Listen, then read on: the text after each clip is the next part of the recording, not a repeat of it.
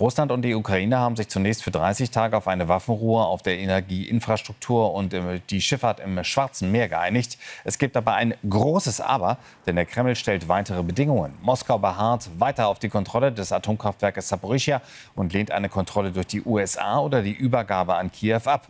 Und schon jetzt wirft die Ukraine Russland Manipulationen vor. Präsident Putin würde Vereinbarungen verzerren und die ganze Welt täuschen, so sein ukrainischer Amtskollege Selenskyj. Und auch US-Präsident Trump betonte nun auf einmal, er glaube, dass Putin tatsächlich auf Zeit spiele. Ja, Christoph Wanner, unser Korrespondent in Christoph, der muss uns helfen, das alles einzuordnen.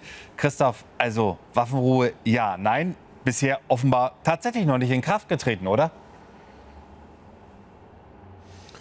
Ja, diese begrenzte Waffenruhe für das Schwarze Meer, auch genannt das Schwarzmeerabkommen, gilt noch nicht.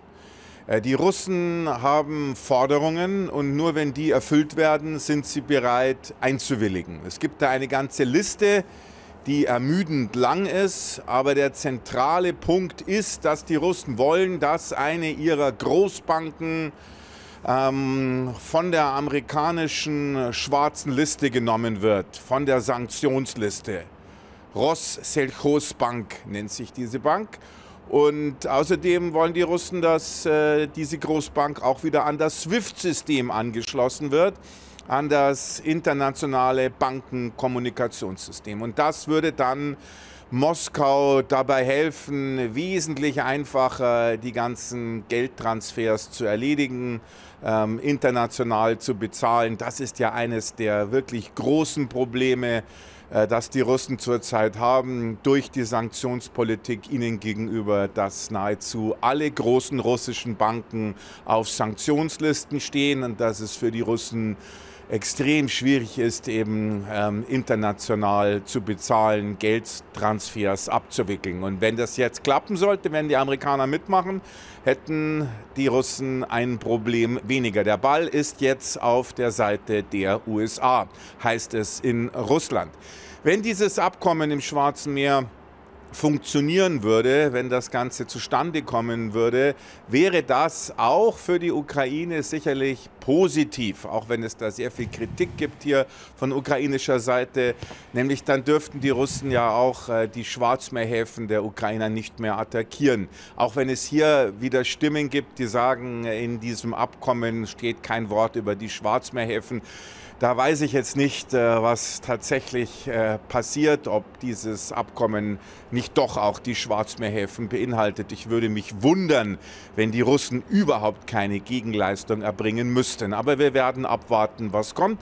Noch eine Sache vielleicht zu den Handelsschiffen, den ukrainischen. Die Ukrainer haben es geschafft, in den letzten Jahren durch ihre Kamikaze-Boote, auch genannt Drohnenboote, ihre Handelsschiffe oder die Handelsschiffe, die im Zusammenhang mit der Ukraine stehen, zu sichern. Da haben sie große Fortschritte gemacht. Diese Kamikaze-Boote sind tatsächlich ein großer Erfolg der Ukraine. Die russischen Kriegsschiffe können sich gar nicht in die Nähe der ukrainischen Gewässer wagen.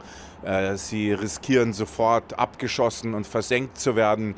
Und deswegen hätte dieses Schwarzmeerabkommen auf die Sicherheit der Handelsschiffe der ukrainischen sicherlich keine Auswirkung. Und dennoch bleibe ich dabei, dass ein solches Abkommen auch gut wäre für die Ukraine. Aber Christoph, welche Rolle spielt denn jetzt das größte Atomkraftwerk in Europa, Saporischschja? Das ist doch schon unter russischer Kontrolle. So ist es. Das AKW Saporischschja, das größte Atomkraftwerk Europas, ist seit Jahren unter russischer Kontrolle. Das alles ist gleich zu Beginn des Krieges passiert, dass die Russen dieses AKW genommen haben und sie werden es auch nicht mehr hergeben, wie ich das beurteile. Es gibt jetzt diesbezüglich eine Erklärung vom Außenministerium in Moskau und da heißt es, dieses Atomkraftwerk ist und bleibt ein russisches Objekt und es wird nicht zurückgegeben an die Ukrainer und es wird auch nicht übergeben an die Amerikaner und es wird auch nicht gemeinsam mit irgendwem genutzt. Es ist und bleibt russisch, heißt es aus Moskau vom Außenministerium. Das ist der Stand jetzt. Vielleicht wird dann noch mal verhandelt, vielleicht bringt die Zukunft eine Veränderung. Das müssen wir abwarten. Christoph, du hast ja für uns immer wieder deine Augen auch auf die russische Sicht und vor allen Dingen auf die russischen sozialen Medien. Während wir hier alle auf ein Friedensabkommen schauen, auf ein mögliches, ist in Russland bei den Kriegsbloggern ein ganz anderes Thema vorherrschend, nämlich eine Frühjahrsoffensive. Also erklär uns das mal. Ja, da war ich gestern auch mehr als überrascht, als ich das gelesen bzw. gesehen habe. Ich verfolge, wie du richtig sagst, klarerweise die ukrainischen und auch die russischen Kriegsblogger jeden Tag und allen voran eben diesen Juri Padalaka, diesen wichtigsten pro-russischen Blogger. Er hat über Telegram über 3 Millionen Follower, also dieser Mann wird gelesen und er macht auch zum Teil Politik, da bin ich mir sicher. Und Padalaka schreibt eben, dass die russische Frühjahrsoffensive begonnen hat.